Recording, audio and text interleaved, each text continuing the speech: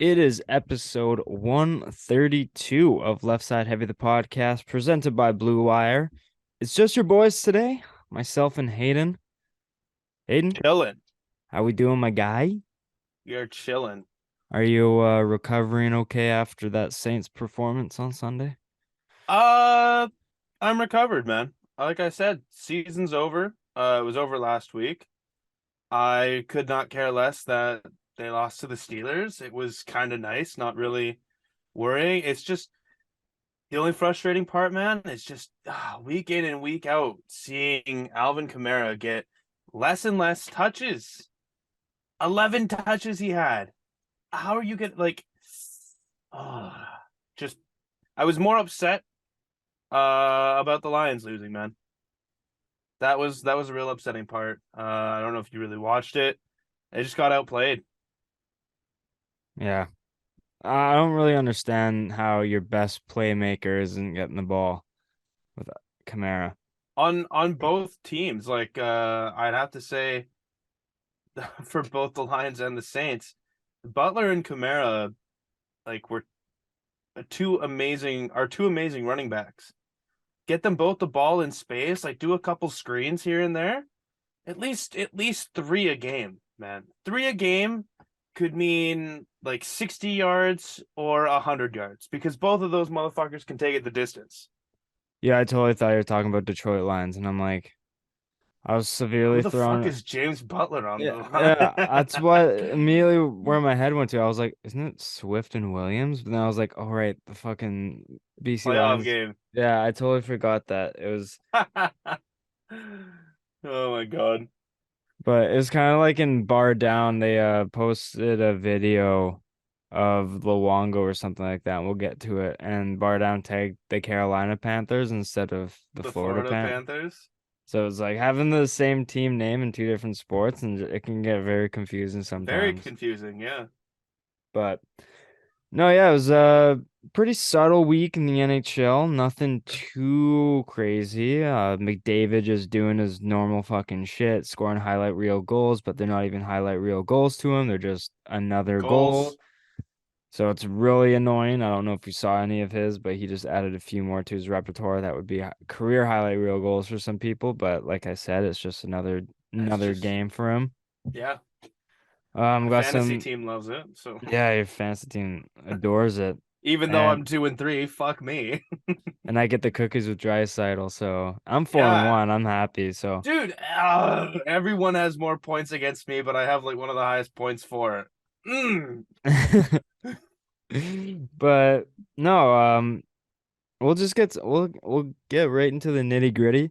do it. It was another depressing week for the Canucks. It's a As depressisode this week. Yeah, as much as I want to not talk about them, I always find my way back to watching their games. It was exactly how Tommy Canuck on Twitter, he said it best. The Canucks are like a dinner from McDonald's. You can't wait for it. After you consume it, you feel like shit. You'll say you'll never eat or watch them again. And then the next day, you're back at McDonald's getting another order, ready to get hurt again. And Oh that's yeah, exactly how it is with the Vancouver Canucks. that's a We'll s- great analogy. we'll bring it right back to the beginning after we beat Ottawa 6-4. We lose 5-2 to Montreal, and we got straight up dominated from Outplayed. puck drop. Yep. Did you catch this game? I got a little bit of it. Um, it was just it was funny. I think it was Thursday night, right? No, Friday night. It was Friday night? Thursday night, the game. Was it Thursday night? No, it was Wednesday night, actually, because I had school the next day. Okay, yeah, yeah, Wednesday night, yeah. Because I know Shaden wasn't doing anything, so I went on to Shaw and I clicked on the Canucks game. And when I first clicked on it, I like the little notification bar saying uh whatever, just like you're on this channel. It was covering the scoreboard. Yeah. And I saw and you could see and it kind of looked like it said 0-0, right? No, that was 3-0. And I'm like, Yeah. what? In the Yeah. first? Are you serious? Yeah, it was Yeah, brutal. I was like, holy shit, man, this is embarrassing.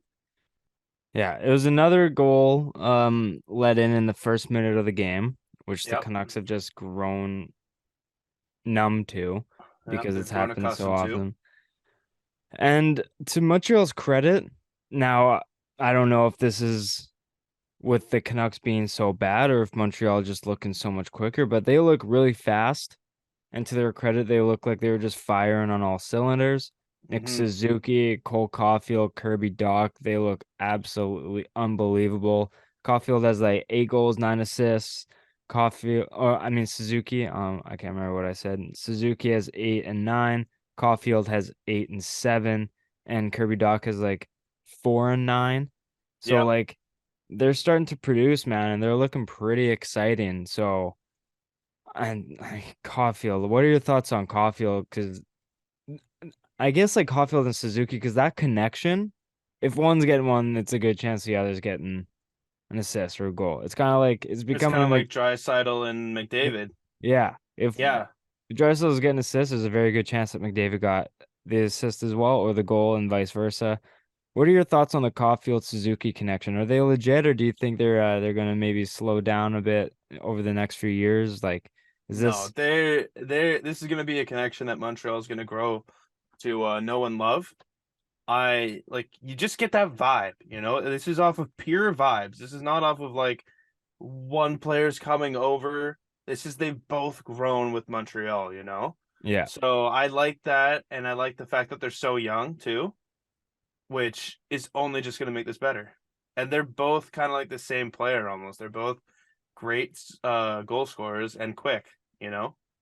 Yeah, and Suzuki just he looks like the real deal. That's gonna be a really fun connection to watch in the No, he coming definitely years. does. And Caulfield is just ever since St. Louis becoming the coach, it just immediately switched for Caulfield. He was struggling when Desjardins, I believe, was the coach, Hmm. and he just looked terrible. Yeah. And then Suzuki comes or St. Louis comes in and everything just turns on a dime, just switches, and he's just starting to tear it up. So I'm really excited for him. But going back to the Canucks, they move on, right? Lose 5-2 to Montreal, that's fine, whatever. They're set to play Toronto, and a very, very emotional moment before the game. Yep. Um, Börje Salming, just Swedish legend. First Swedish player inducted into the Hockey Hall of Fame in 1996. He was defenseman, had around just under 800 points in just over 1100 games. He was just an absolute star back in his day. He's known for getting the scar down his face from taking Yeah. a skate to the face. Just an absolute beauty. He was diagnosed with ALS earlier this year, which is unfortunately taken his um opportunity to speak or anything. He can understand speech and everything, and you can understand his awareness on outside situations is totally fine. He just can't speak on it, which is very sad. But prior to the Canucks game at the Hockey Hall of Fame game against Pittsburgh, he was honored there because that was the weekend that it was happening, and we'll talk about the Hockey Hall of Fame soon, but they then showed an emotional tribute for Börje Salming versus Vancouver, and he was crying. It was really emotional. I don't know if you caught any of it, but it was such a nice moment to see. I caught little bits of it, nothing too much of it. What were like? I'm not a huge Maple Leafs guy, but I couldn't help but get emotional It watching that. that's a sports fan moment, you know. That's just appreciating someone for their longevity in the sport and, you know, kind of what they mean to the sport, you know. It's amazing to see that kind of passion. You Yeah. know, it's like think it was this past year. It was like Will Smith, the football player. He was most famously known for being a completely undersized linebacker who played for the Saints and the Panthers. Yeah. A great player on both sides, and it was like everyone knew, or was it Sam Mills? One of those two. They're both amazing players, but yeah, no, this guy passed away. I'm pretty sure that it was Will Smith. I'll check. I'll fact check myself, but yeah, it's just a beautiful moment for the game, you know? Someone who means a lot to both the NHL and just NHL family. Yeah. So, No, I totally agree with you there. And in with Borje getting honored and the tribute, Toronto put out an all Swedish starting line to start the game. amazing. I can't remember exactly who started, but it was just a really cool moment. OEL took the ceremonial puck drop instead of Horvat with the Hmm. Swedish connection and everything like that. It was just very nice to see before the game. Um It was but Sam Mills as well, by the way. I just checked that up, so my bad. gotcha. But yeah, Canucks go up 2-0. Um they JT Miller, Horvat again. Just naturally they're having good years. Miller, Hmm.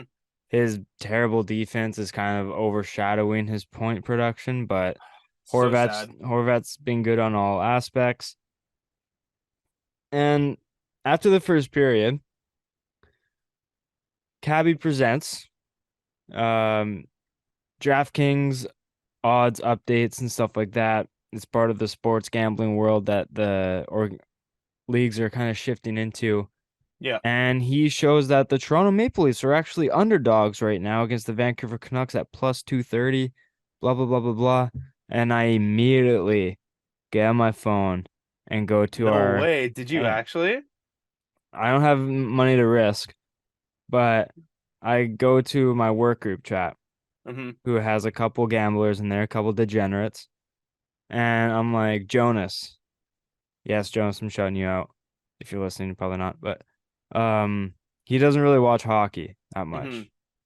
So I immediately message him. I'm like, hey, Jonas, if you're looking to lay down a bet, Toronto's down 2-0. Their odds are plus 230 to beat the Canucks. Canucks are known for blowing leads this year. Hammer it.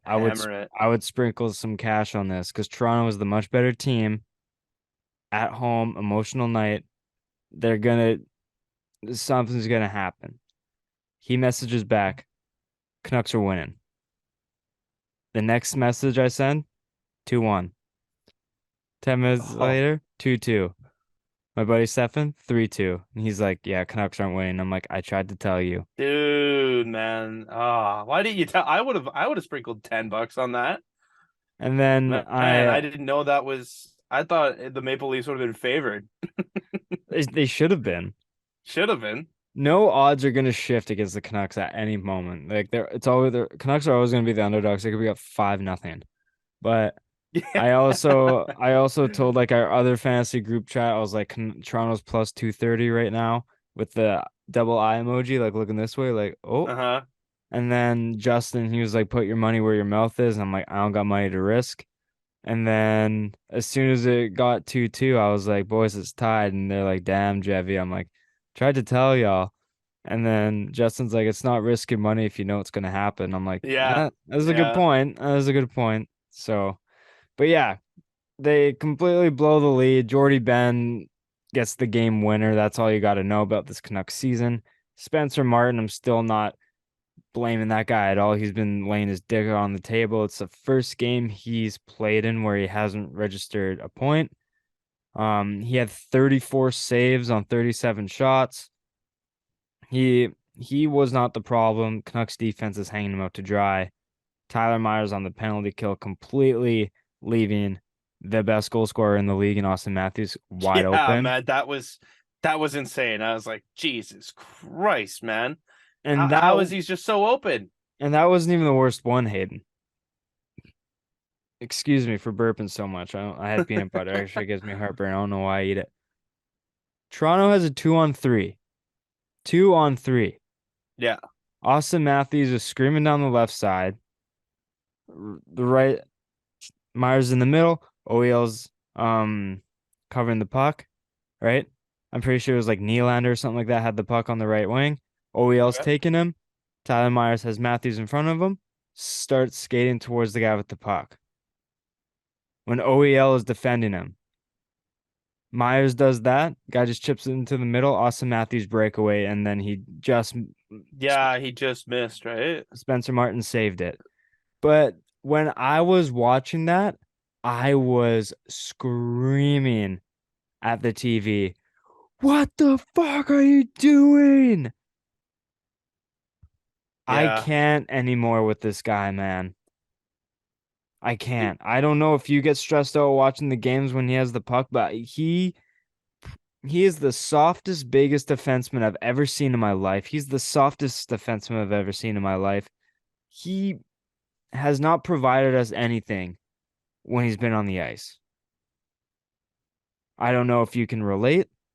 I don't know if Oh, you I have can anything to I can say about relate. this. I can totally relate. I could just look at it and say it's depressing, man. Like you show very minimal effort, and you're such a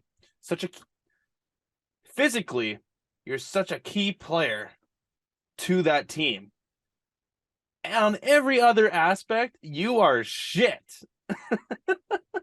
You put the team in way more desperate situations than you do without them like doing anything. Like if you literally just stayed and did nothing, like maybe just you would be doing more. If he just stayed in the middle of the ice, he'd be doing more because he'd be blocking a passing lane. And instead, sometimes he just does the stupidest shit. And it's like, great. Glad you are a pairing on this team. Glad Yeah. there's no one else that can really like shine above you right now.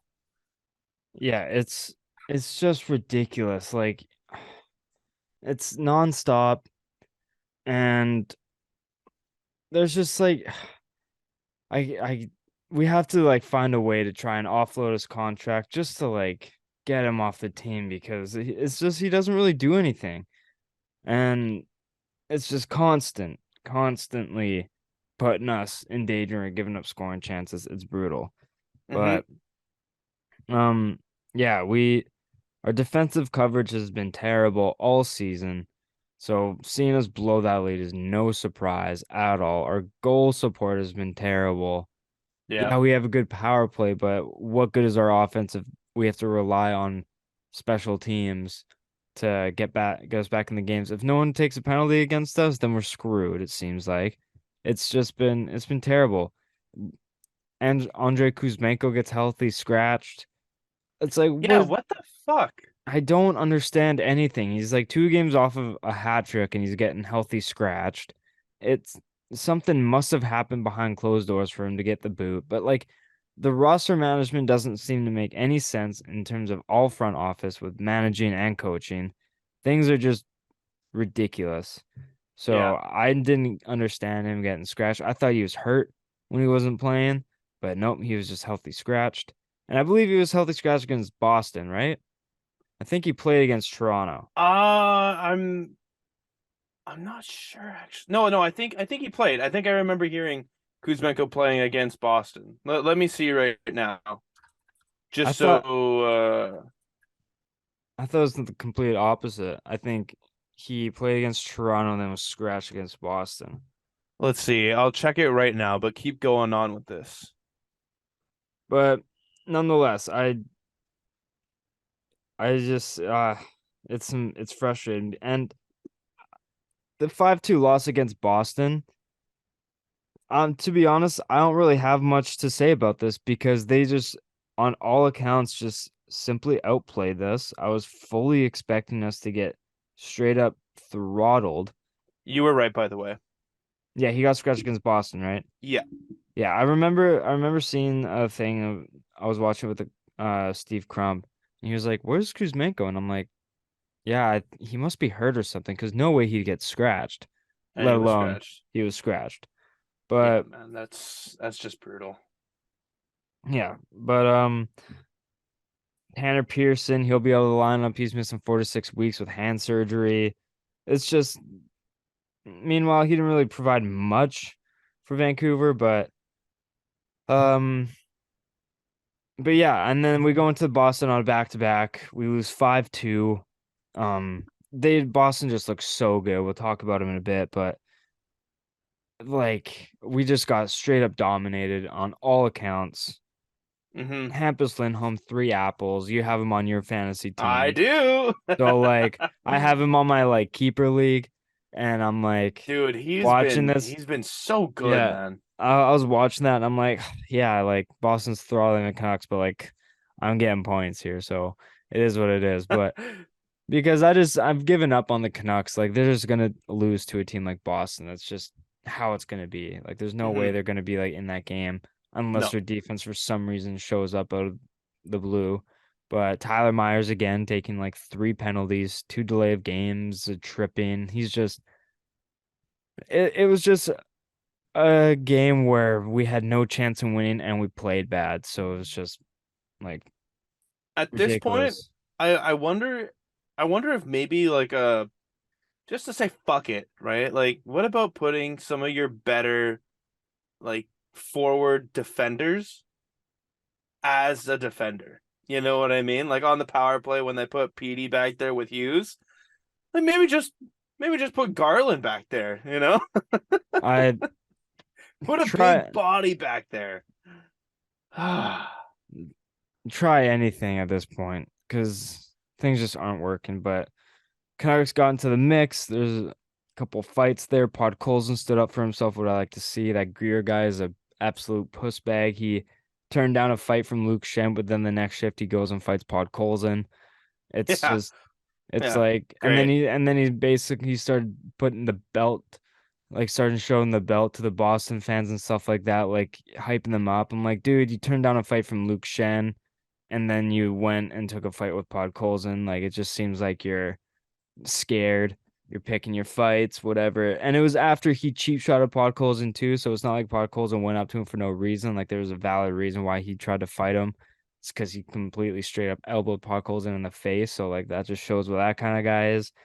He's not as tough as you think he is. Hmm. But yeah, it was just a very unfortunate week of Vancouver Canucks hockey.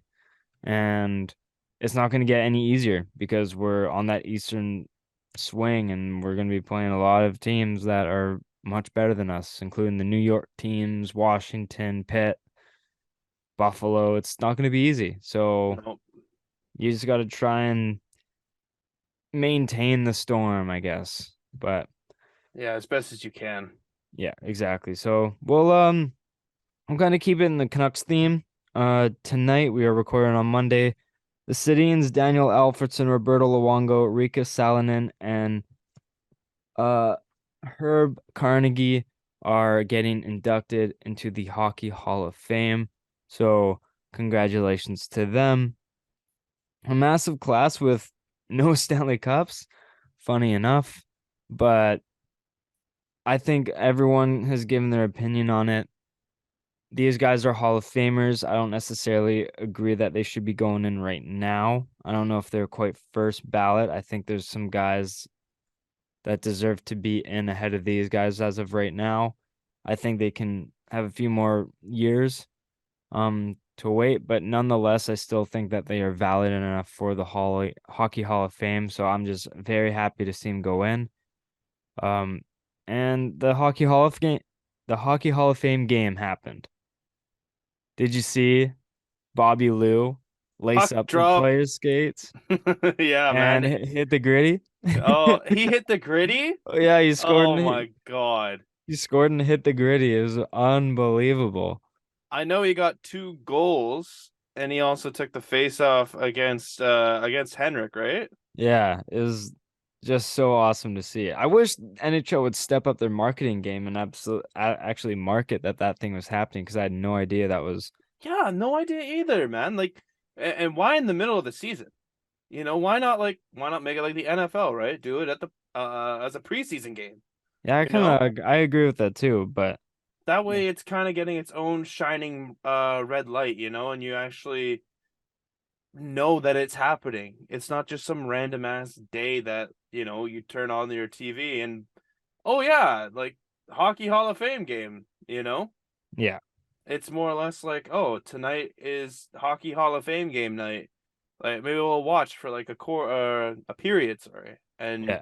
that'll be done. And especially for Vancouver fans who have like three big pieces playing in that game. Like you have a longtime goalie that you'd consider maybe one of the greatest goalies in Vancouver Canucks history, and then two of the greatest forwards in Vancouver Canucks history. Even so, there was two Vancouver alumni in that game that were in the Hall of Fame, like Kevin Bieksa and Dan Hamhuis played in that game as well.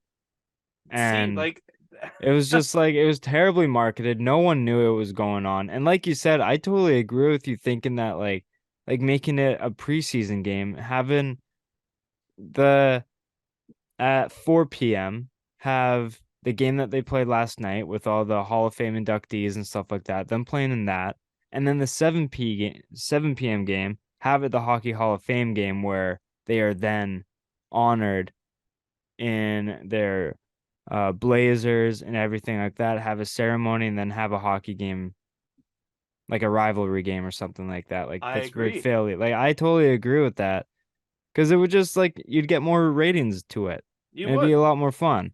Or even do it like an all-star game event as well, like during Yes. the all-star thing. Maybe you can make it that, but kind of spotlight it a bit more than just like a random Wednesday Oh yeah, 20 man. games Like in. I do not get that. I Yeah, do it was not get kind that of at all. I never really thought about it, but you bring up a good point doing that. But yeah, so congratulations to those guys, fully deserve it.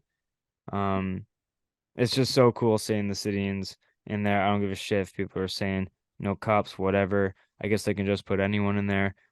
They were gonna find their way in there regardless.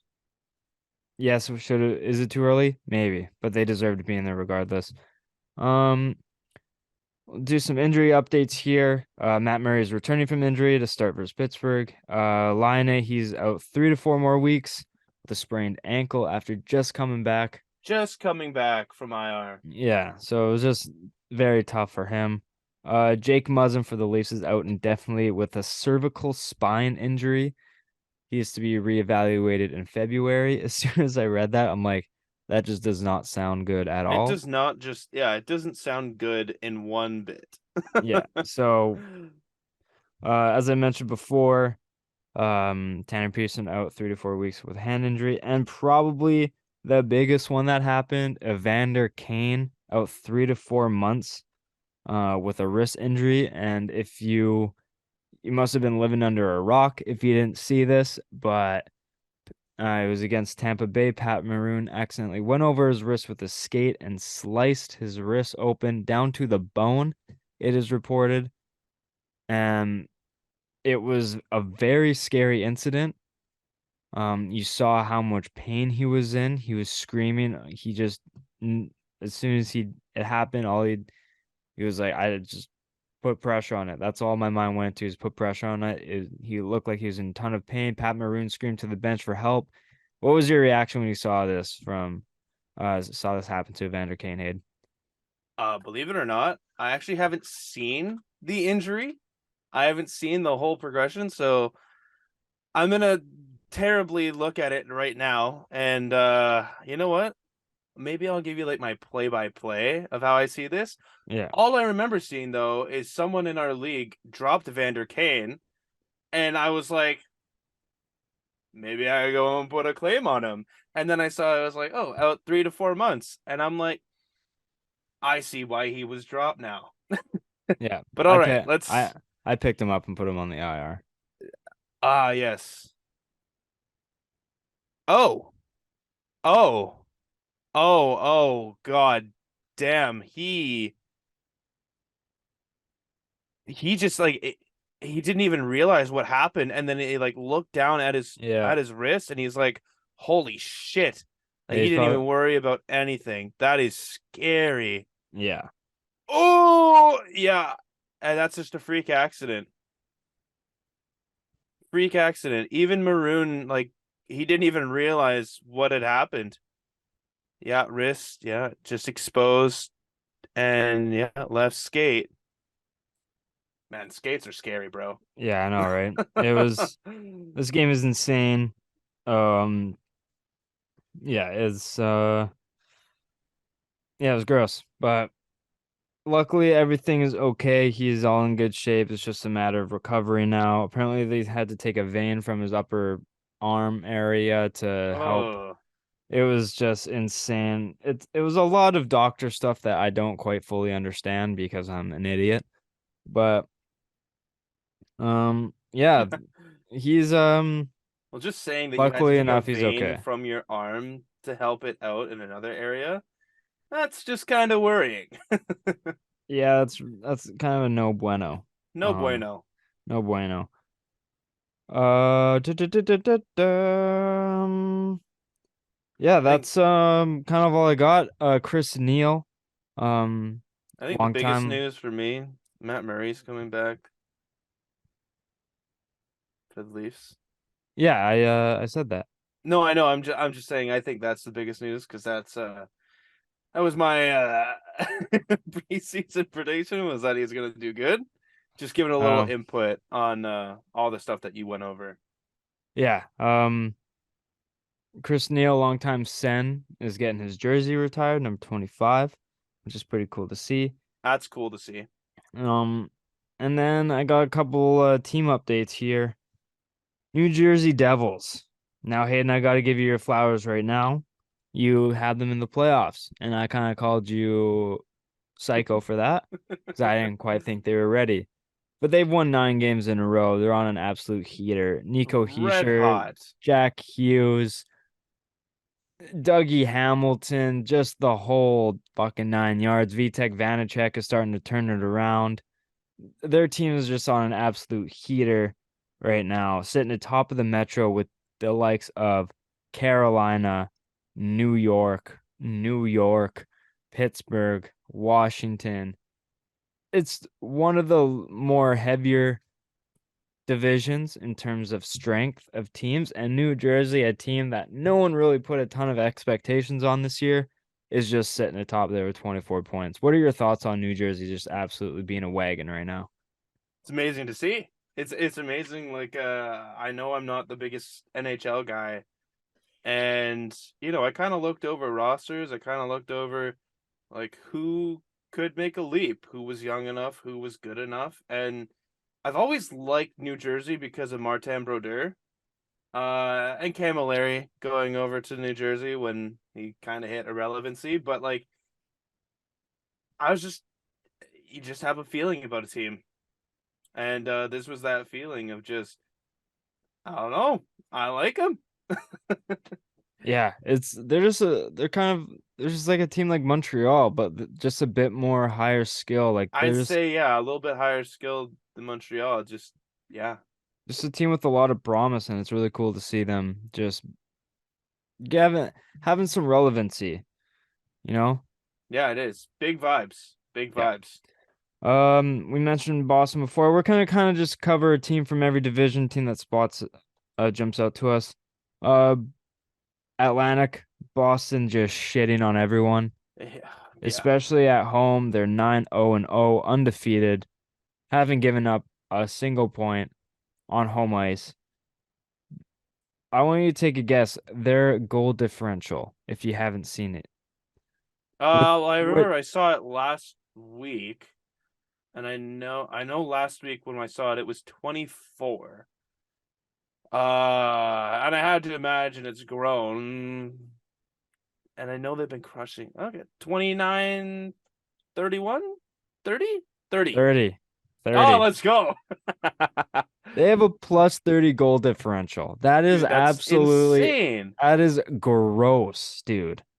I'm looking at other ones right now, and it looks like the Golden Knights They're the are, closest, I think, yeah, plus at 22. 22. Yo, the Pacific is fucked. Yeah, the Pacific is so bad, dude. What the fuck? Okay, Yeah. yeah, sorry.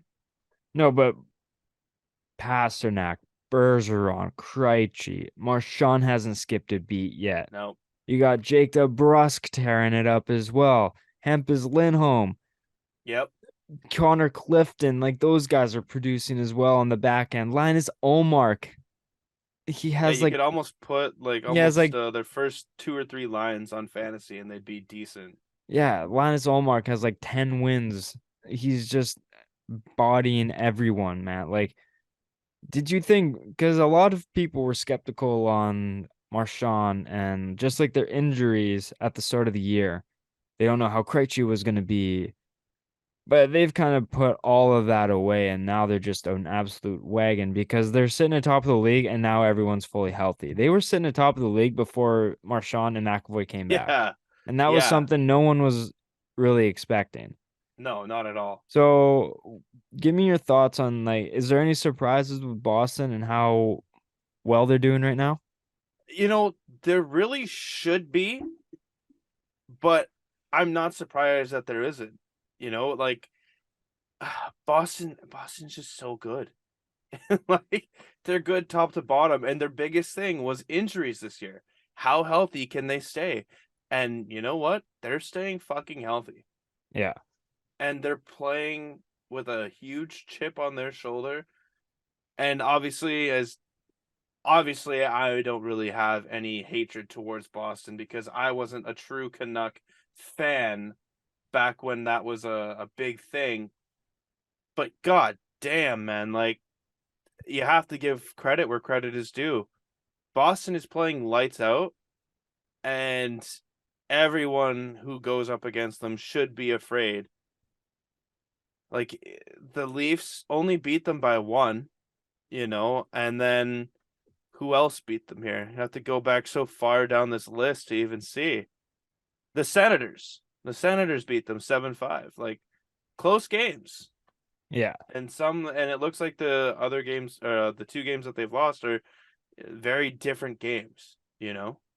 yeah. It's So just I'm not really like I'm surprised they're doing this well, but I'm also like you kind of said, I'm not they just have a habit of just impressing everyone. When you yeah, thought that you count when they're counted out, they always just shove it right back in your face. right So back in your face. as much as I want to say I'm surprised, I'm not really surprised because they are just like they probably know that this is maybe their last kick at the can. But we also said that last year, and they're just an absolute wagon this year. So I feel like Boston, something's different this year. yeah, there's something's different in the air over in Mass. Um, we're gonna talk about the Central Division. Colorado kind of turning it around. Winnipeg surprisingly sitting at the top. Connor Hellebuck's just an absolute monster this year. But the team that I said has a potential of top in this division is the St. Louis Blues, and they are sitting in last right now. How the Coyotes aren't in last right now, I have no Or idea. Chicago, Or Chicago. or Winnipeg. I don't understand I what the fuck is happening with St. Louis. Kyrou has like 5 points. None of their goalies are playing well. They had some hope with Justin Falk and Tarasenko, but that's about it. Nothing is being generated over in St. Louis. There's no, I the mean, reverse retro jerseys aren't that nice either, so it's not like they have that to fall back onto. I I don't know what's happening over in St. Louis, Ed. I mean, they've rattled off two big wins the last two games. I know San Jose, whatever, it's San fucking Jose. But the Golden Knights, Yeah, they did end their 9 game losing winning streak. yeah, and that's huge. That's Yeah, huge to build some confidence, especially going up against the Avalanche yeah, tonight. And the Avalanche are red hot too. You could say the Avalanche are also red hot. They're coming off of let's see how many games of winning streak here. Like 1, 2, 3, 4 game winning streak right now. So no sniffers. But like yeah, the Blues, man. I don't understand how like when you look at this before the season, you're like, oh yeah, like Blues probably have a shot, Stars have a shot. All lock it down. Coyotes, Blackhawks, and Jets probably bottom three, bottom four. and now none of them are in the bottom two. So it's like, what the fuck is happening?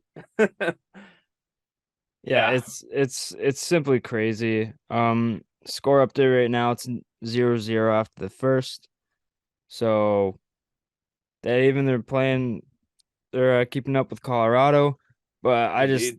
I do think they have to pick it up at some point this year. It's just a matter of when. But also been saying that for Vancouver, and nothing's happened.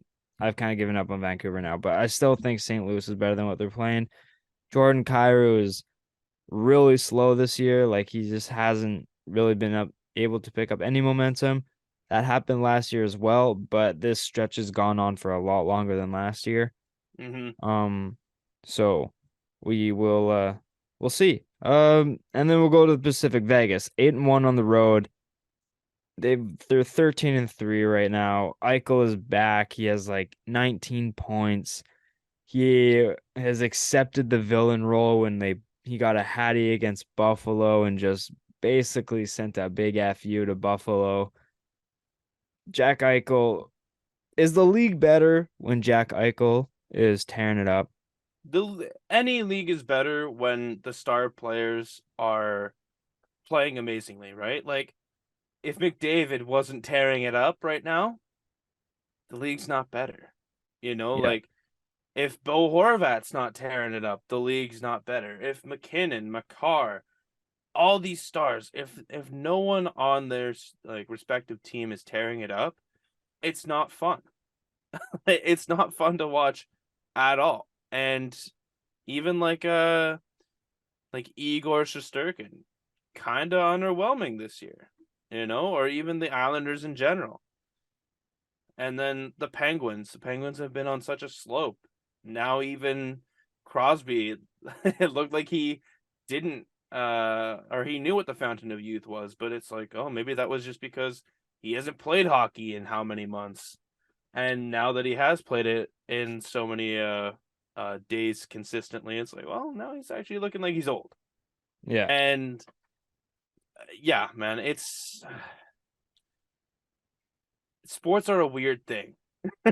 Very, But very no, weird. it's awesome to see Eichel uh being good on a good team.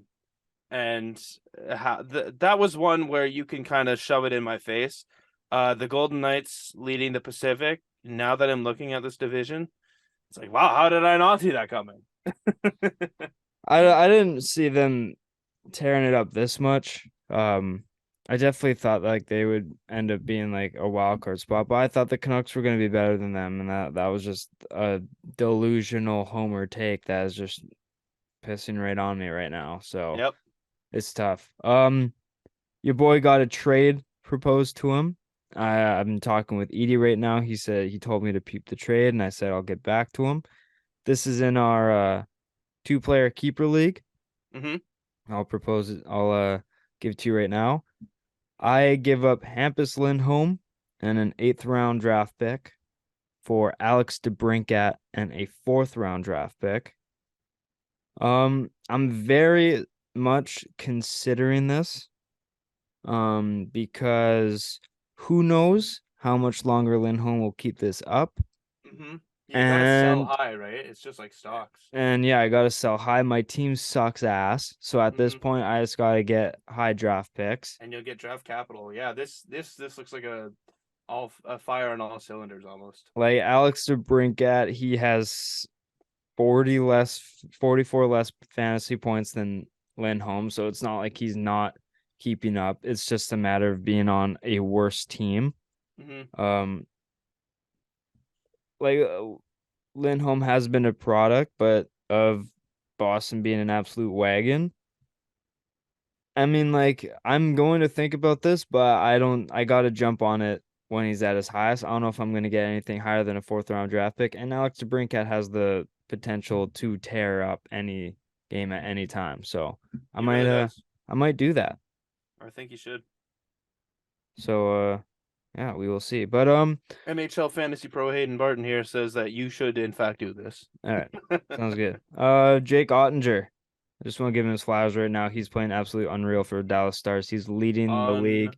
Real. and goals against average at 1.8 and save percentage at 938. So it just seems like Dallas right now is sitting on the back of Jake Ottinger while also producing to win games. So Hayden, I will kick it over to you for some NFL football. And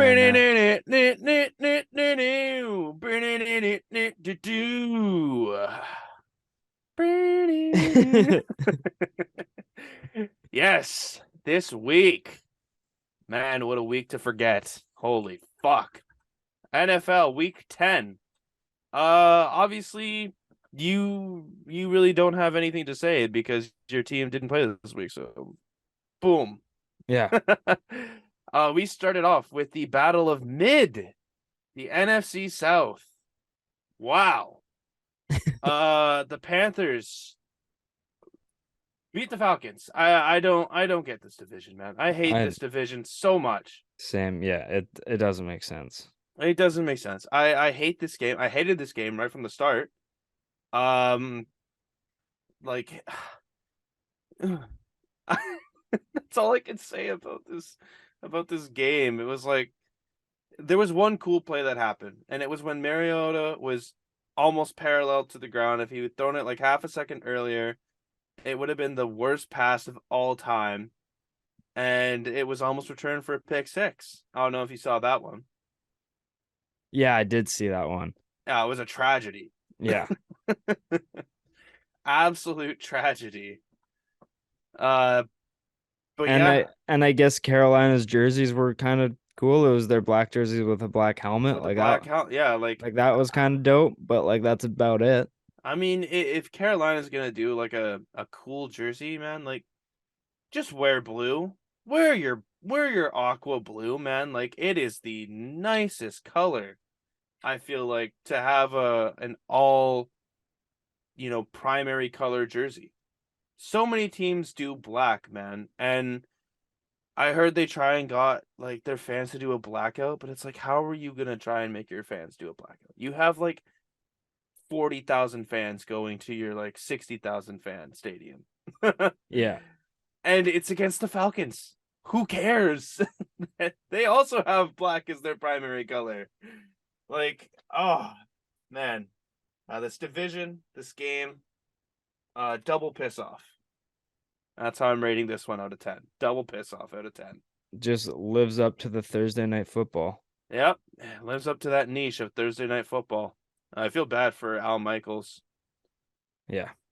But I mean, hey, he got the bag with Amazon, so Absolutely got the bag, so he he can probably do was whatever the like, fuck he wants. yeah. He's like, So this is like, new. yeah. Not gonna be called Sunday night now. I'm calling Thursday night. Yeah, but he probably was just like, you know what? I had my years in the sun. I'm still getting prime time, so I'm still getting the ratings. Oh yeah, Despite it, like no one, you can talk shit all you want about Thursday night football. You're still gonna watch the games. yeah, So like they're still all they need to get is for you to turn on the TV. If you turn it on for like what is it, like 15 seconds or like a second, you still get the rating. yep. No one gives a shit about viewership. You're No, still gonna get the money. You got his bag with Amazon. Al Michaels is he. chilling. He just doesn't get to call exciting games really. Because That's pretty much it. Yeah, he but you know has what? he has to hope for sorry to interrupt you. He has to hope for good games being a product of two bad teams. You know what I'm saying? I It's agree. like the A game, the barn team, burner. yeah, the teams are so bad that it might be a good game.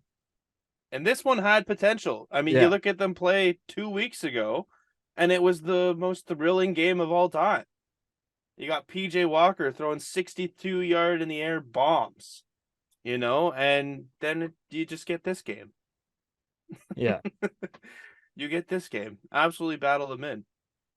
And then jumping from one battle of mid to another, we'll go to the first game in Germany. First ever played game in Germany. And did you see the end of this game? I I'm saw not the I wasn't awake for it because I was up till like 3:30 the night before, so like I fair slept in. enough. But I saw that Tom Brady made one of the most unathletic plays in my life. Honestly, I don't know what the fuck they were looking at, man. Like I get the first time they ran this play, he was wide open. But it's the second time you ran this play. Okay, that's when people are going to start kind of being a little bit sus and thinking like, there's no reason they've ran this play twice ever in a game, but now they're doing it to us. Maybe we should watch out for something. And yeah, Brady got mossed by defensive rookie of the year candidate. I'm blanking on his name. Tariq Woolen. Tariq Woolen, yeah. Yeah, I don't know. He's been a stud. Oh, absolutely. And going in or listening to a quote after the game, he's like, I always wanted to pick Tom Brady off, but not get one on him. That just Yeah. seems too easy. It's like that is a great mentality to handle in a loss there. But I'm not even talking about the game in general. That stadium uh enthusiasm. All of the fans in there staying 30 minutes past the game, just singing That's and crazy. just vibing, living in the moment. Like that is what it's all about. Like this Yeah. is their first ever game. They're getting another one next year. Oh, 100% Are after you this. kidding me? Like this was amazing. I love this. You're listening to fucking NFL Network try and do any sort of game talk, and you just hear Sweet Caroline, Country Roads, Mr. Brightside, and it's like I'm surprised that these Germans even know the lyrics, Yeah. but they're all singing along. It was amazing, absolutely amazing environment. Yeah, I saw like clips of it, despite not me watching the game. I saw clips of it, and it's like they were like overtaking the announcers, like the play calls. Yeah, It was crazy, unreal. and for a game that didn't really have a home team, like it was crazy. Oh yeah, It especially was in crazy. Europe, right? Because Yeah, every European cheers for uh they cheer for whatever team. There's no advantage whatsoever, even though they do say like the amount of people that had Tampa Bay jerseys outweighed the amount of people that had Seahawks jerseys. But yeah. it's not like there was a 35,000 to 40,000 difference. You know, it was like maybe upwards of 12,000 to 8,000. It's like that's 20,000 of the other 45,000. So who cares? Yeah, exactly. All that you need to know is the fact that they packed that stadium. There was 3 million people trying to get tickets to this game. That's crazy. Like that is just so amazing. They need to get another stadium prepped because the NFL will make millions Yeah. And next year how ironic is it that Brady plays in Germany and after gets a getting win. or no, get after getting Oh, divorced yeah, to with someone who's Giselle from yeah. Germany. Also, quick story. Yeah, Brady's 2-0, but apparently he I went on a trip and so did Giselle with her athletic trainer. Apparently they're already boyfriend and girlfriend, which definitely means that Giselle maybe she's a hoe. Like if they're dating, I'm sorry, if they're dating, she's definitely seeing that man before this happened. I know like she's a trainer for her, but they definitely been talking on the DL. they've had this lined up for weeks, Oh, 100%. It's like, wow, months. Tom's not there for you, Giselle. Let's go on vacation, babe. Yeah, yeah, 100%. Acting as that gay best friend and then pulls the old 360. Yeah, actually, I'm straight. It was like Ariana Grande, Mac Miller. As soon as they broke up, Pete Davidson was like right there. Yeah, it's It just was just like, come on, man, yeah, no, what are you doing? absolutely. Dude, I feel like Brady is the last person you'd want to do that to. Like, Just for I the feel like NFL's sake. he's like a gangster, man. Like, he has so much money, your life could be gone tomorrow. Yeah, you, no one would even know who you were except for Giselle and Tom Brady. yeah. No one. But you know what? It seems like Giselle was holding Brady back, and he's 2-0 since being divorced, and he beat one of the hottest teams right now in the NFL. Yeah. So good for him. Julio Jones scored. Saw that. Congratulations for your Hu- 1 week of relevancy. You looked slow as shit. Huge couch and run by him.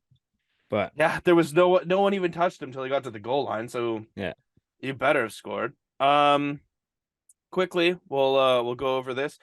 Justin Fields, stud. big dick.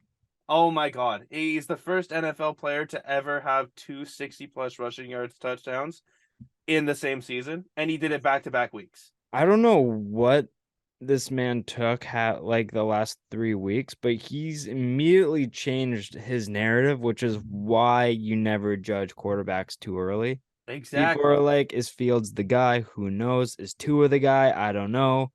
Yep. What Zach Wilson? Oh my gosh, this guy's best in the class. Next thing you know, everybody wants Fields.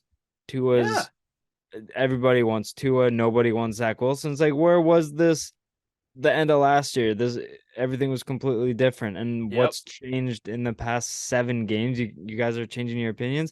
How about you just don't make a determination or a decision until like they're in the Two league for years, like less than 2 years into a man's career. it's like why don't you decide 4 years, no earlier than 4 years after the kids had some time to play in the league? Because Oh Fields yeah. right now he doesn't need any sort of weapons. He's just been dominating like he was at Ohio State.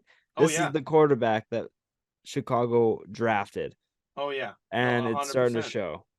100%. And like it's amazing to see purely because I know in that draft I'm almost certain that my quarterback rankings went Wilson, Fields, Mac, Lawrence, and Lance. I think you had Lawrence above ahead of Mac, I think.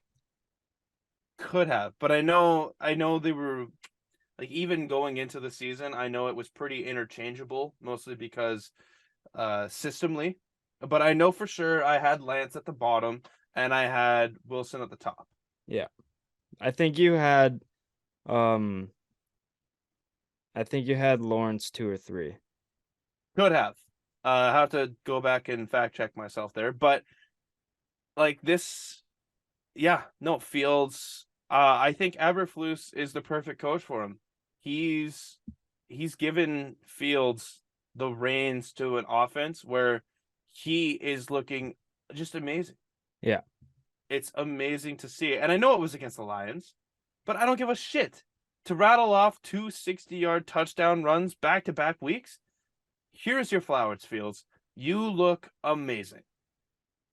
And you know what? The week before, he did it against the fucking Dolphins. Took the Dolphins toe to toe. So amazing to see.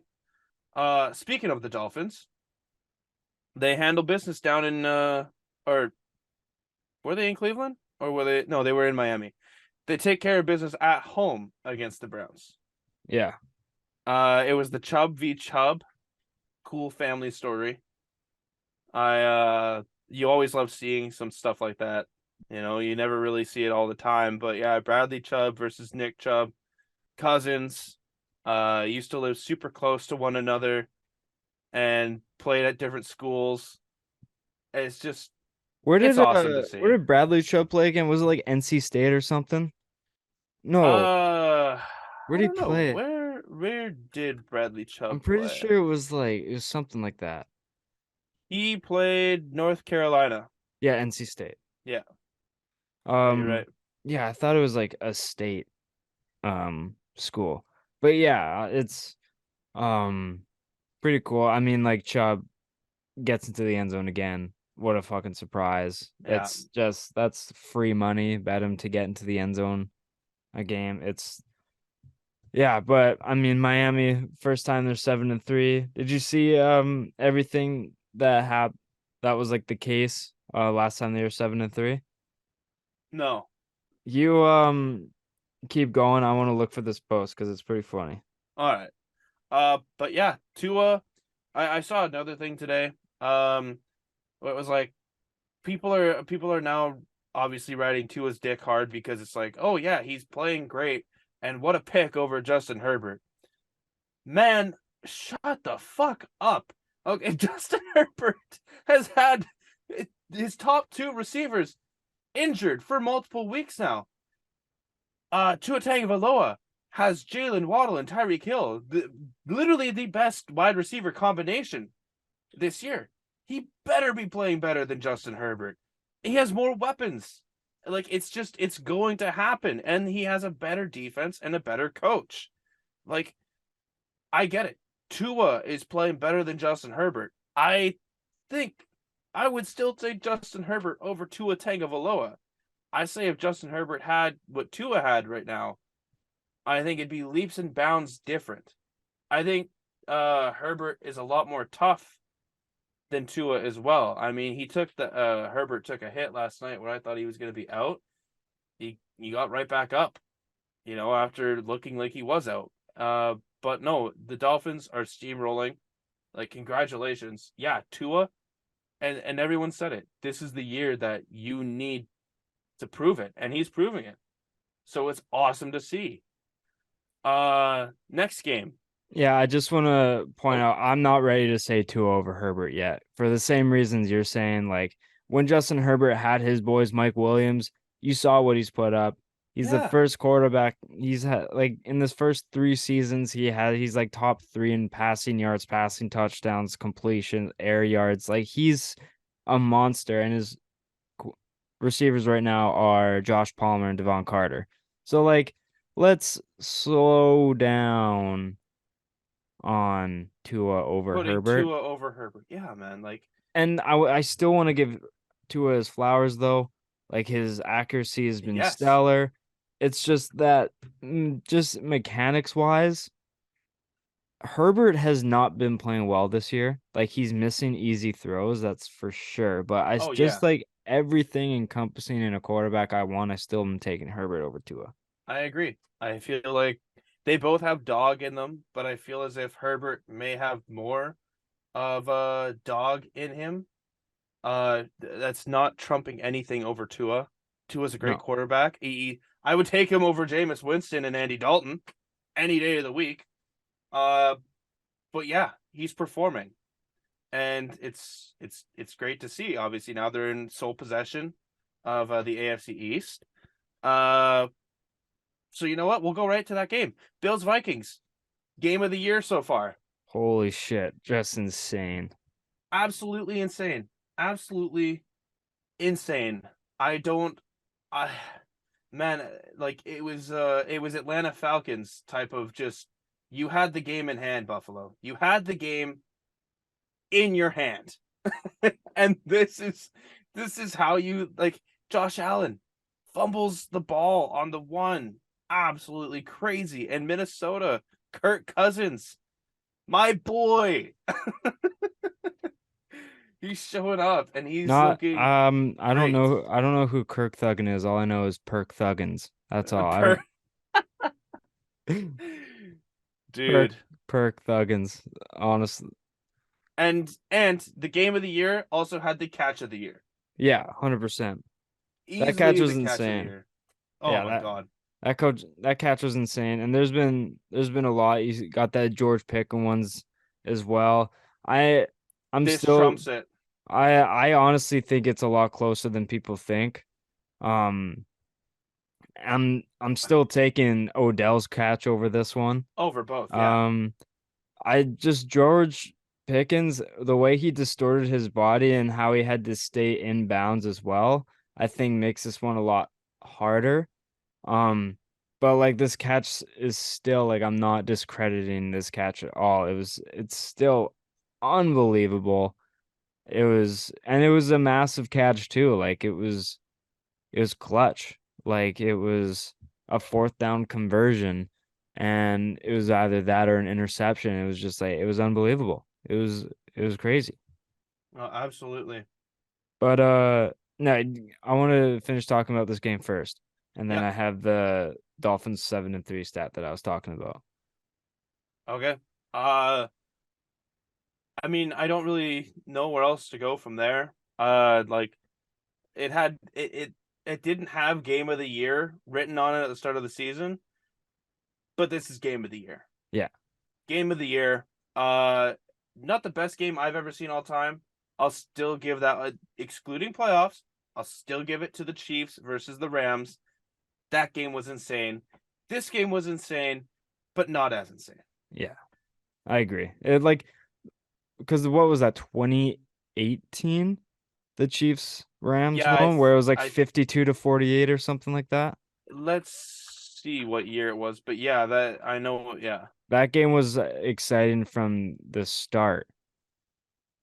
Oh, And 100%. yeah, it There was was from the start. no. I was prime Todd Gurley, like Oh, prime uh Mahomes for midseason, and that was week 11 too. yeah. It November was 19th, 2018. 5 more days will be the 4-year anniversary of the greatest like game ever. Like, and I'm sure we'll see it pop up on social media and oh, just 100%. Like, because yeah, you can't let people forget this game is crazy. yeah, no, you can. I'm looking at the stats right now, man, and just Mahomes, almost 500 yards, 6 touchdowns. Jared Goff, 415 yards, 4 touchdowns. Todd Gurley, there was no rushing in this game. Kareem Hunt and Todd Gurley had like no rushing, but then it was just like special teams, defense. Gerald Everett, 2 of his 3 catches were touchdowns. Like, yeah, no, that is easily the best game that I've ever seen. Yeah, But as yeah, well. no, beautiful game. Hit me with your stat, my guy. So the last time the Dolphins were 7-3 was 2001. Okay, In that span, they've had 24 starting quarterbacks. Or no, it was 24 starting quarterbacks ago, 7 head coaches ago, 7 stadium names ago.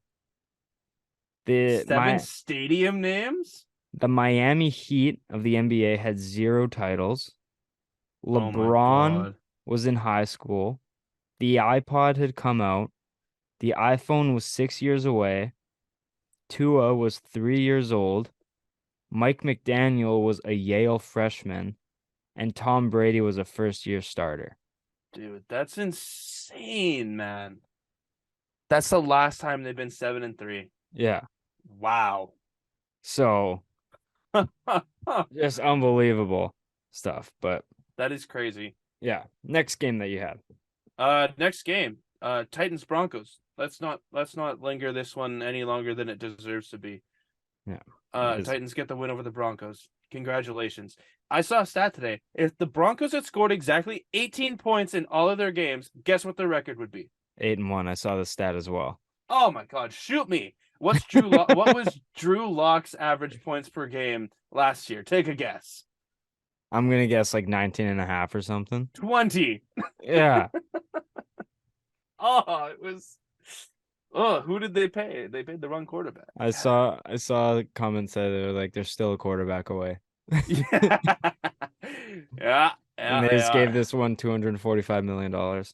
Uh, the Yeah. Giants take care of business in Houston. Saquon Barkley, man. Oh my God, I Yeah, love we that know guy. we get Saquon Barkley. Did you see that Slayton touchdown? Where the fuck has Dude. that been? Yeah, seriously, that looked like a different Darius I Slayton than I've I ever seen. literally thought it was a different receiver. I was like, It's that like, that who's this speedy I'm guy? like, that's Slayton? What the fuck has this been? Yeah, no, wait. Wandale Robinson, who? Am I right? Yeah. Absolutely just amazing. My dog's barking right now. Can you hear him? I can. Yeah. Howling at the moon. There's no stopping him, so just carry on. But yeah, the uh Giants look good. Giants look amazing. Danny Dimes. Maybe I don't know, depending on AJ Brown and the Philadelphia defense tonight, maybe he could get me a win over Duncan. That's sad to say in Dynasty, but that's just the way it goes. Just the way she is. Kill me again. The Chiefs and Jags. Juju. Story of this game, headline of this game for all the wrong reasons. Took a huge shot. Um, I hope that guy gets good quick. I feel like it was bad luck given to him by Corey the week before when he said my guy is doing well. He was doing well. Uh, tough, tough, tough. But Kadarius Toney, maybe this is now his time. He got into the end zone.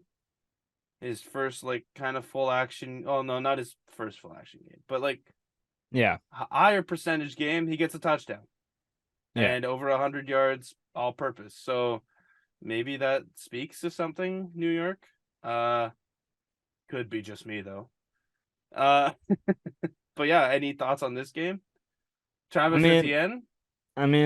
just the clip of Kadarius Stoney readjusting his gloves while the ball was halfway through the air was just so funny. And it's Yep. just Giants fans are punching the air right now Oh, because absolutely. he faked his way out of New York.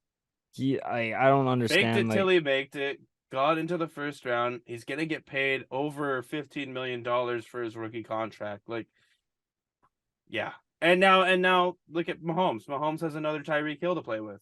yeah, is and a cheaper Amazing. one. And a cheap cheaper one right now. Yeah, definitely. Um the Steelers whopped my Saints. I'm not even gonna give my Saints like last game to talk about anymore. Or like second to last or third to last. They're shit. They're so ass. We talked about this earlier, but like, man, the Steelers suck. Okay? Yeah. So what does that say to the Saints, man? Dennis Allen, you're saying all the wrong things.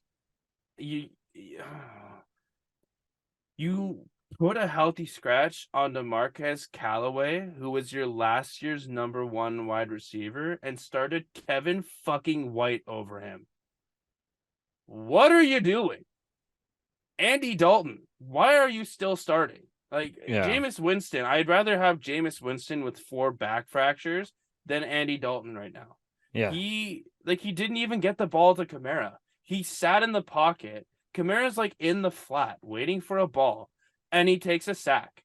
It's like I know the play calling has a lot to do with this as well, but this is just it grinds my gears, man. Grinds my gears. We play the Rams next week. The Rams look like shit. The Saints look like shit. I don't know who I want to choose. Yeah, I don't know. I don't know who. That's a stay away game for me. Oh, absolutely, because it's like both teams are 3-6. Yeah. Both teams fucking suck. That's all I have to say about this. Yeah. I mean, I think Jameis has to be going back in next week, you know? He has to because it's like you paid this guy $25 million, Yeah. and you can't just have him ride the fucking bench, man. It's terrible. Yeah. Amen. Speaking of the Rams, the backup quarterback battle, Colt McCoy is better than Kyler Murray.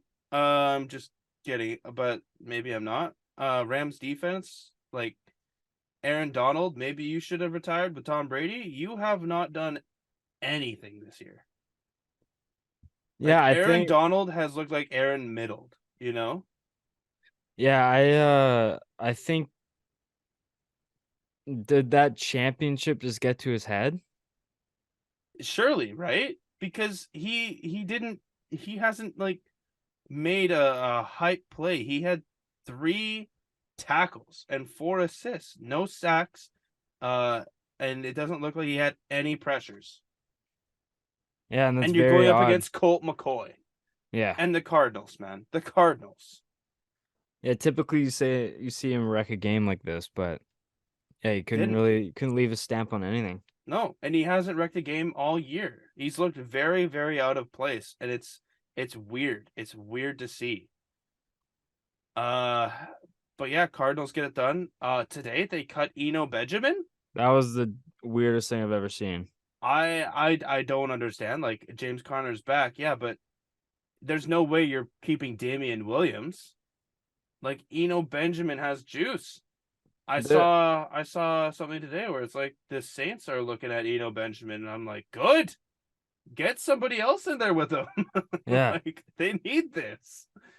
So It must be like a behind closed doors type of thing. that's what I was hearing too. But it's like everything that I've heard from Eno is not bad. Yeah, I don't know. That was really weird. Very weird. Um, Colts. Jeff Saturday, 1-0. Jeff Boy, Saturday, previously 3-7, now 1-0.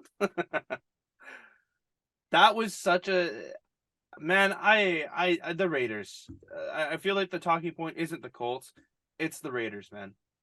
How is Josh McDaniels still getting the head nod saying that his job is secured into next season? And Derek Carr is the one on the hot seat.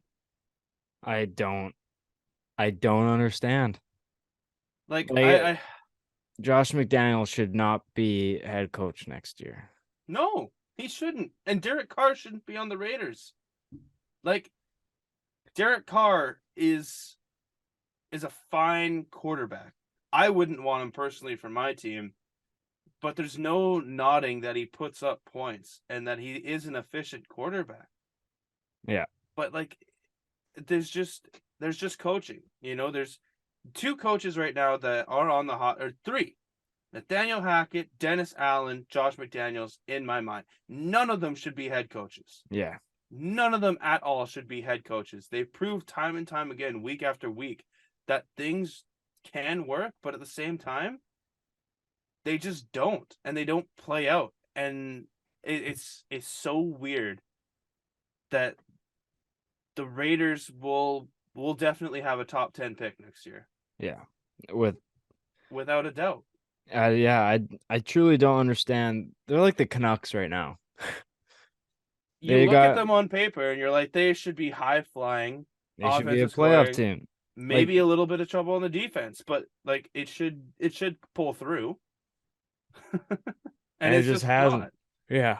Yeah, no, it's weird, man. It's absolutely weird. Yeah, I don't get it. But congrats to Jeff Saturday, Matt Ryan getting the quarterback nod. Yep. Awesome to see. Sam Ellinger, what a failed statement that was. Yeah. That was his Uh, chance to, make some noise around the league. yep. Um, but he just couldn't take advantage of the opportunity. And you know what? The first game he played, not his fault for losing against Washington. Yeah. He played efficient, no picks. Michael Pittman didn't help him. Jonathan Taylor didn't help him. The defense didn't help him. Yeah. So it's tough to see, but I feel like if the Colts want to have any playoff aspiration, you got to let Matty Ice stay in there. Yeah, 100%. Like you live and die by the Matty of the Ice. So that's all I have for that game. Yeah, that's all I got as well. You see that 37-yard rush by Matt Ryan too? Ooh, I love the meme that Donald sent, like Forrest Gump. Yeah, so Yeah. good. Oh no, that was amazing. Um, Moving on from one game of the year to potentially another game of the year, the Packers, man. how, how did they beat Dallas, bro?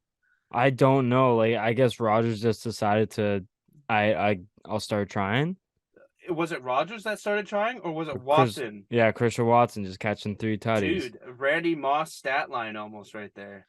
4 catches, 3 of them for touchdowns, and over 100 yards. Yeah, that's as moss as it gets. Dude, that was insane. Like it's amazing to see for Christian Watson. I feel like this is the game that he needed, and maybe this is the game that Rodgers needed. Yeah. You know, I still don't think the Packers are good. No, I I think they're kind of. It's They were it's down hard to trust. 14 points. Yeah, it's hard to trust that offense.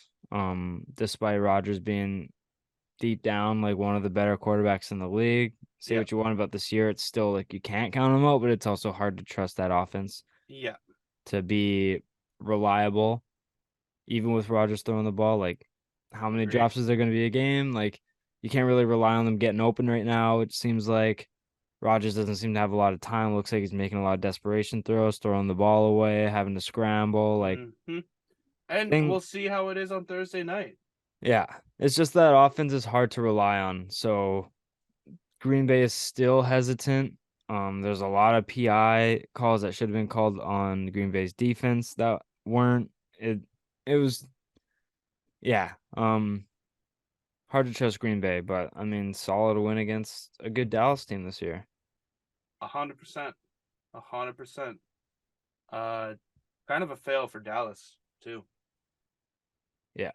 They were up by 14 and then they just choke it out. They just absolutely choked the chicken. not in a good way. 49ers. Uh, what a gritty win. Yeah. Absolutely gritty win by the 49ers against the Chargers there. Yeah, 100%. Ayuk looked electric. Um, just hurt. McCaffrey and Mitchell split time, which a lot of people are gonna say that's a bad thing. This is a great thing. Yeah. McCaffrey's getting longevity. Are you kidding me? Same with Mitchell. Yeah, like this is what Good. they need. They're both not backs that are gonna sustain three down running back Yeah. availability. You have a great 1A, 1B. Yeah. Like, You like Mitchell, you take a drive off. McCaffrey, you take a drive off. yeah. They've been probably the two most injured running backs in the past couple of years. And it's great to see that they're like just a 1-2 punch. Like when it was 2018, and I could reflect this onto as a Kamara and Ingram situation. I was okay with either of them being on the field Yeah. because you had like what their tagline was. You had boom and you had zoom. All right, and this one you have amazing running back and amazing backup running back. Yeah. So like be happy with it, 49ers fans. You need in this league now, you need a dual running back system. Yeah. And when McCaffrey, not McCaffrey, when Mitchell has been in, he's been super productive. It's just a matter like he gets long-term injuries like often. So it just Yes. sucks. But like he's productive when he gets on, and like if he can be productive in a short role, that'll be better for both. Mm-hmm. 100%. And they're a scary team. Yeah. I feel like with the Seahawks losing, this might be San Francisco's ticket to uh pushing for the NFC West. Yeah. I agree. And then the last game that is in fact still going on as we begin the fourth quarter, the Washington Commies are ahead of the Philadelphia Eagles. Yeah, If this will be anyone interesting. can bet like the Commies plus like 4 and still get plus odds on it, hopefully you have done that. I might actually start looking into that. But Jeff, take it away right now. How are you feeling about this game? How are you watching it? I don't have it on right now. I'm kind of tracking it because I'm playing Jalen Hurts in Dynasty right now. Okay. Not Dynasty. Miles Sanders I'm playing, so I think I'm up by like 7 right now. Okay. Um and a running back down. I am hopefully in the better position, but it's still scary. Um Yes. I need Jalen Hurts to maybe throw an interception, couple interceptions and maybe fumble or something like that to because all my players have played in the other league and she has Hurts. So I'm gonna need Yeah, a you might lot. need it. But also I think I don't know, like Philly, there was their upcoming schedule, and I think the NFL may have mushed them and been like, who's the next team gonna beat Philly? And as soon as they post that, it's they're losing to Washington. I mean, anything could happen. We've seen it with the Bills KC game last year. Casey scored a field goal in 17 seconds. Rodgers has drove down the field in 43 seconds. Brady as well. A drive and a touchdown can happen. I still don't think Philly will win this game, but I mean Washington getting up, They're doing crazy. it. Yeah, Yeah. crazy. I So uh I actually forgot, but I did actually bet the commies when they were down like 14 or 10 to 14 and yeah, they just got a pick. I bet them at like plus 500 odds, just a $5 bet, and that can turn into $20. And I just hedged it. Now I put another 5 on the Eagles minus 1.5. So if I manage to lose or if the Eagles manage to win by 1 point, I'm going to be pissed.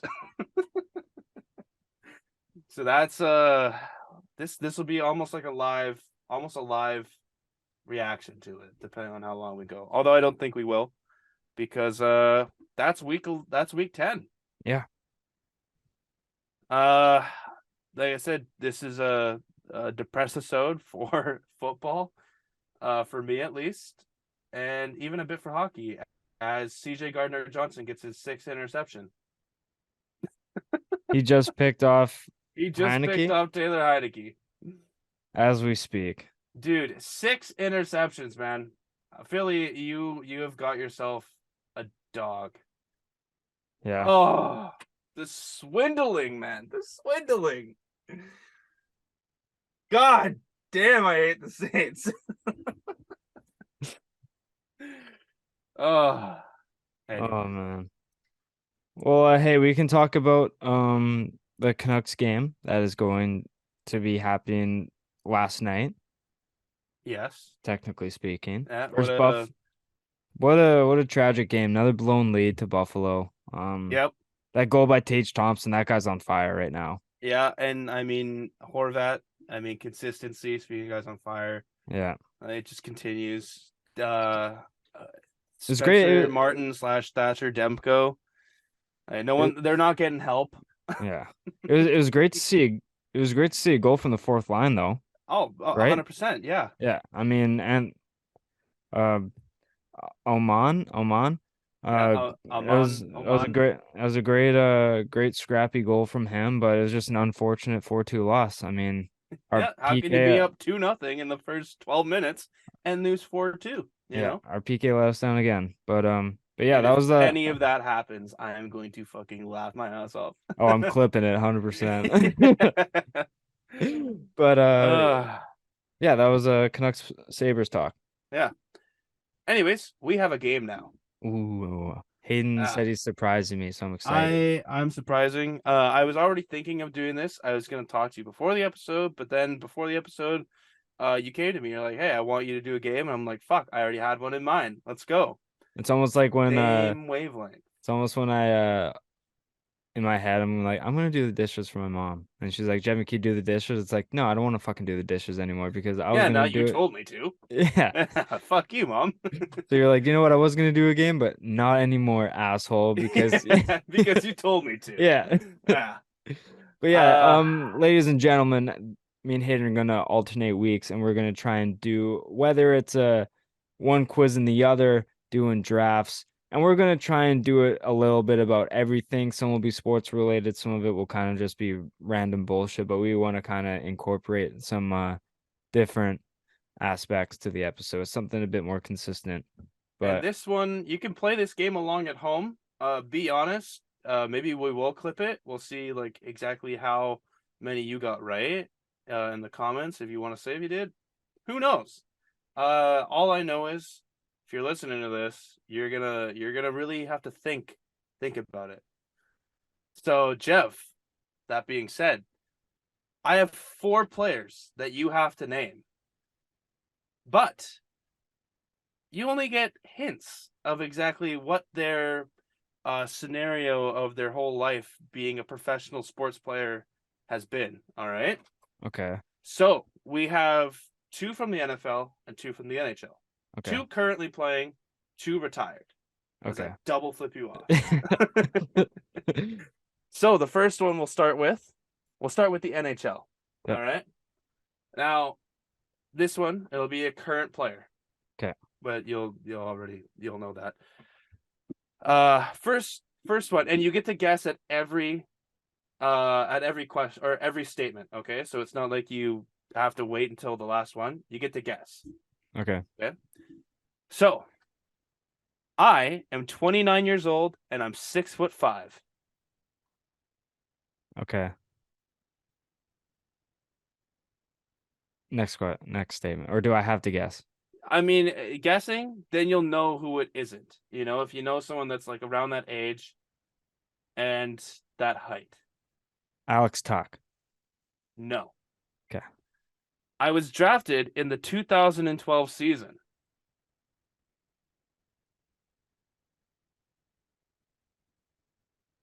Okay. Next one. Not even gonna guess? No, I don't have Okay, an idea okay. right now. I've only played for 2 NHL teams so far. So far.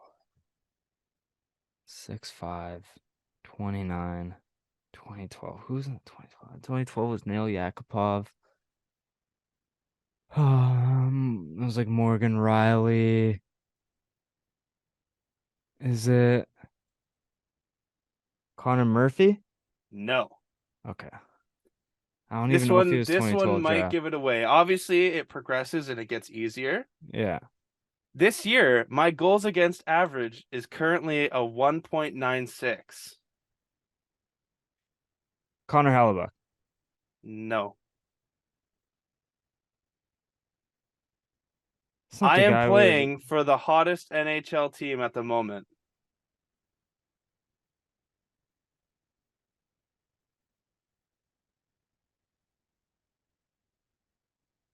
Okay, well, who is considered the hottest team? Because there's like a few teams that are hot. Vegas, Boston, New Jersey. Is it? No. Is it Vitek Vanacek? No. Fuck. Boston goaltender Linus Oh, Allmark. I thought he was older than that. No, he was drafted in 2012 but didn't start playing until 2015. He's So I kind of got you there. Connor Hellebuck is 2014, I think. Ah. Yeah, I didn't think the age, well, obviously the age and the height is going to be like a nothing, right? But Yeah. like I thought as soon as I put the number 4 this year, my goals against average, because at that point now you know it's a goalie, Yeah. you know. Oh my God, Washington just scooped up a fumble and scored a touchdown. What? Yeah, I don't. Oh, and Dallas Goddard is hurt. Oh Jesus Christ, What is happening? what is happening? I'll have to look at this and see if it's actually a touchdown or not. But as it stands right now, uh, live play-by-play action here. Oh, that's a face mask. First of all, uh, it's a scoring play. I don't know. Can you take it back because of a face mask? I think any penalty, as long as it was called, It wasn't called. then I don't think you can. Oh boy, that's going to be super controversial because that is a clear face mask. I don't know though. But it's a fumble too. Jesus Christ. All right, I'd next hate to one. be the ref on this one. Okay. Now you choose. Do you want to do NHL, but retiree, or do you want to go NFL? NFL. Go Okay, alternate. we'll stick with the player, currently playing. I was drafted in 2014. Okay. Now, Um, this one obviously for you is going to be a little bit harder. I don't even know who's drafted in 2014. yeah, I forget. Um, I have like maybe a rough idea who was first overall. All right, Was that like Jadeveon Clowney's year? let's see. Actually, that way, who's your official guess? I'll just I'll pick um Clowney. I don't know if it was though. I don't know if he was that year. It was Jadavion Clowney. Okay. Absolutely great guess. Jesus Christ. Oh my God, that was actually insane, Jeff. Whew. I get by that I'm gonna assume it's not Jadeveon Clowney because you didn't know that. Yeah. Well, But fuck me. I Just guess gave it that away. I guess that's my guess. But uh, second overall pick, Greg Robinson. Jesus. Khalil Mack was also in the top 5, but obviously now you know it's not them. So great job, me. I'm 29 years old and 5'10". mm, running back or DB, I'm thinking. Well, maybe want to see if I don't think it's. Did you give a weight? No, No, you gave a name. You gave a height and age. and yeah, height and age. Hunter Renfro is a small ass dude, but he was Deshaun Watson's class because Watson threw him the tutty against Bama and the He Natty. did. Um, I'm thinking maybe DV. I'll go. I'll fuck around and say Marcus Peters. I don't know how old he is though. Let's see actually, because he was drafted by the Rams, I'm pretty sure. I forget what year though. Marcus Peters is 29. Jesus Christ.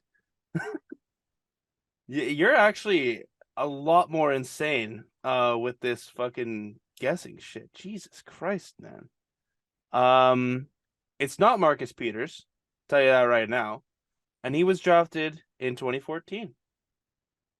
But yeah, because his first season was Kansas City 2015. So no, you're wrong.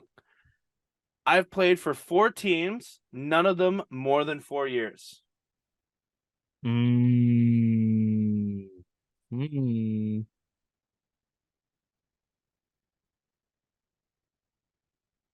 Brandon Cooks. Yeah, you got it. See, I wasn't sure how long he played on the Saints. Yeah, he was 3 years on the Saints. Yeah, and I know he's had quick stints in New England, LA. Yep. Yeah, okay. Let's go. Uh quick reminder or quick update. The fumble did happen, but the penalty took the touchdown away. Okay. So, yeah. Yeah, Uh I read 27-17, but I was reading the KC Jags score because I'm looking at uh Donnie's team and Miles Sanders is right below Chuck. I was like, was that is the game over? But it was a quick thing. I was like, whoa. All right. number 4, number 5. This is how it would have ended for you if you didn't guess it. My numbers have been 10, 12, 13, and 14. Yeah, that I would have got Yeah. that. And then the last one, I've played in 2 Super Bowls, both I've lost. Yeah. Yeah. All right. NHL or NFL? We'll go back to NHL. We'll Okay. alternate. All right. I started my career in the KIJHL in 2001. AIJHL. This sounds Russian, but I'm also might just be thinking of the KHL. But 2001. I don't know, like Ilya Kovalchuk. I don't think No, that's right though. That's not it's right not. at all. Yeah, My last season was the 20 to 21 season. 2021. I mean, that math isn't terrible, but Sorry, I should say my last NHL season was 20 to 2021. That ooh, way you don't think like he's going to play down in a different league. so he might still be no. No, his last season, he's retired. Um, oh, fuck. Okay, where's the KIJHL? Um, last season since like 2 years ago. Tired. Fuck. Um, I can't think of anything. If you can't think of anything, I'll go to my next one. Ah, who's retired recently? Ooh, 55-yard field goal attempt, drilled. 24 or 26, 21. If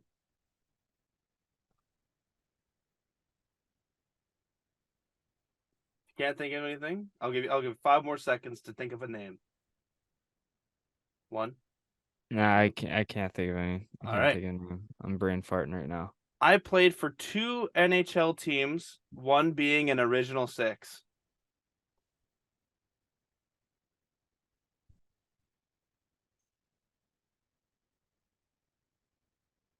Um, because it's funny enough. Last episode I gave you Spets, and I think he retired the same year.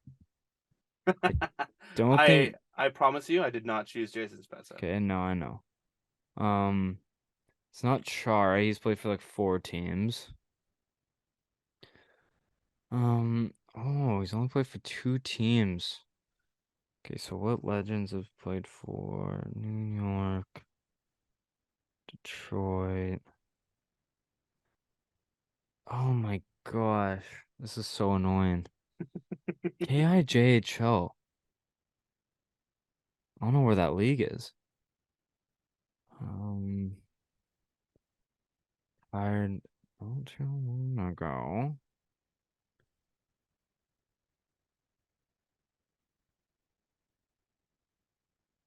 Oh, fuck. Any guess? This is stressful. I don't know. Who's retired recently? Why can't I think of anything right now? Um, I don't know. All right. This is embarrassing. Any guess? No, I don't got Okay. one. Okay. This one might give it away. I have 5 gold medals and 2 silver medals in the Olympics, World Juniors, and uh World Cup hockey. I think it's called WCH. World Championships. It happens after the NHL playoffs, Yes. like around the same World time. yes. Okay. World Cup of hockey. That's what it's called. Yeah. World Cup of Hockey.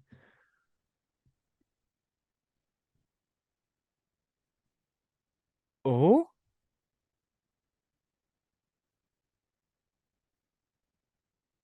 maybe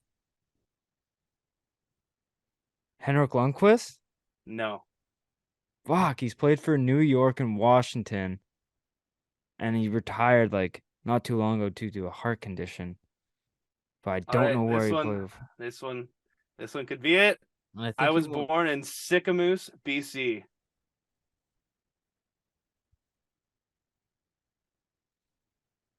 So if you don't know, that means he's Canadian.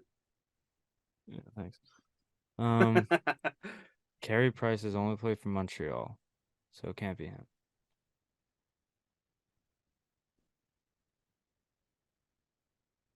Why is my thing making a noise here? It's not Roberto Luongo. I don't know why I'm just thinking of goalies right now. I gave you one goalie. Is it Duncan Keith? Oh, that was a great guess. You were on the track with defensemen, but it's Shea Weber. Oh, fucking God. I knew. I'm pretty sure Duncan Keith's from BC too. I think he is as well. I'll search it up right now just to fact check you.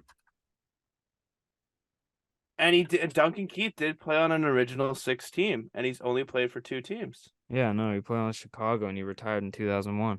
2021. Ooh. Oh, Let's see. no, Duncan he Keith, retired this season. born. Wait, why did I say Duncan Keith born? Uh, born place, birthplace, Winnipeg. So you were off. Oh fuck.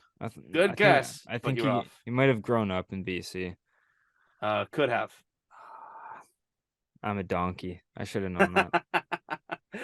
I thought the like giving the Canadian factor at the end, but though he's has a lot of achievements for like Yeah. country hockey, you know? Yeah. It's actually crazy to see. Yeah. He's a talented fellow. All right, last one. This one I think you should get. And if you get both football ones and not hockey ones, what does that say about you? No, I'm kidding. No kidding. All right. I was drafted in the year 1981 and played till 93. Not years old, but 1993 Yeah, I got that. for all the listeners at home. 93, god damn. Yeah. And obviously these players, I haven't made them like super like I don't even know who they are. You definitely know these players. I'm not confident in this at all. Okay. I don't know when he retired. All right. I'm just throwing out a name. Joe Montana. Oh my God. A huge catch from Quez Watkins. He got it and fumbled at Washington's ball. Oh my God. Washington. But you're wrong. Yeah.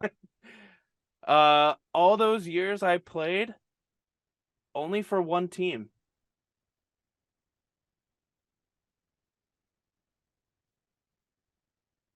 Okay.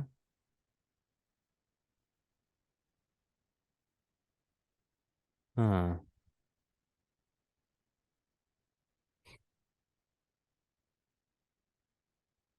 Do I know this player?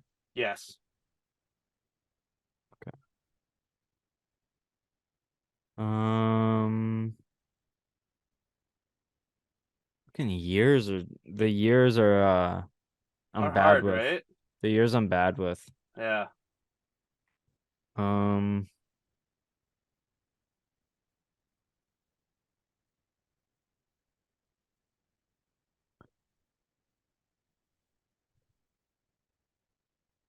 Namath? I don't know. No. Pretty sure All he was right. before then too. I played defensive end slash edge and am considered the best to ever do it.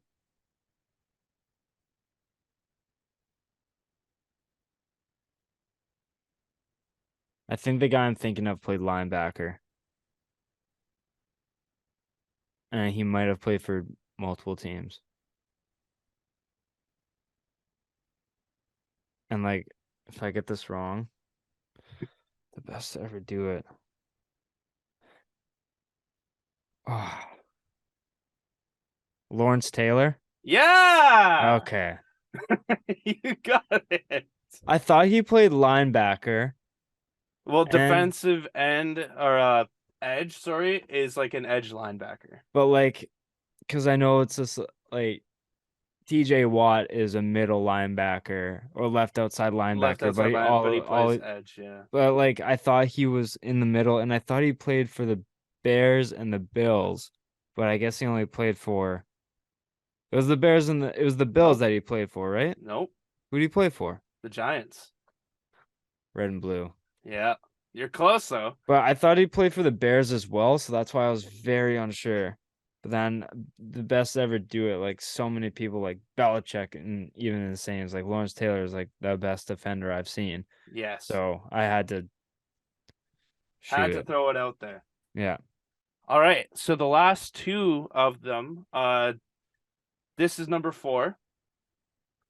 My rookie year, I won Defensive Rookie of the Year, Defensive Player of the Year, was a first team All Pro, and went to the Pro Bowl.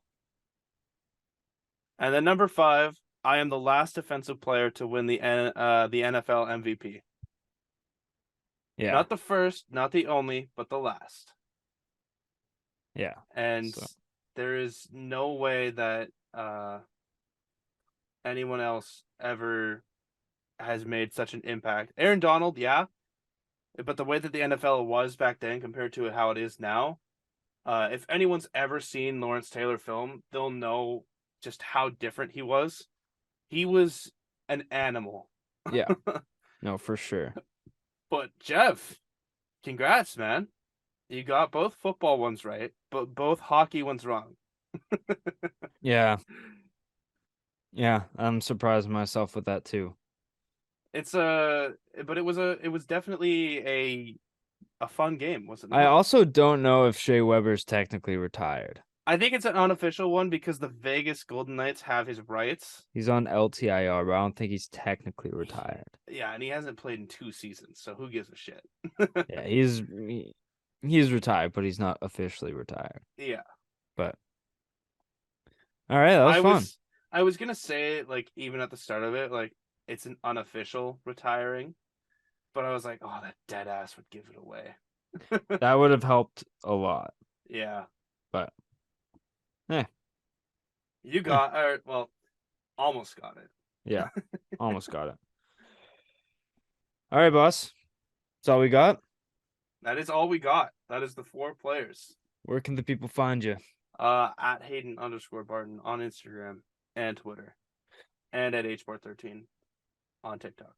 And you know where to follow me on Instagram, Twitter, on Instagram at Jevon.Lefave, on Twitter at JevonLefave. Find everything for the show on Instagram, Twitter, and TikTok at LeftsideHeavy_, and subscribe to the YouTube to get full length video, YouTube videos, video podcasts, everything like that. rate us on Spotify, Apple, Google, all the platforms really helps grow the show. Hey, cheers for the episode. Cheers for the game. It was always good. And we'll talk next week. Thank you for listening. Peace.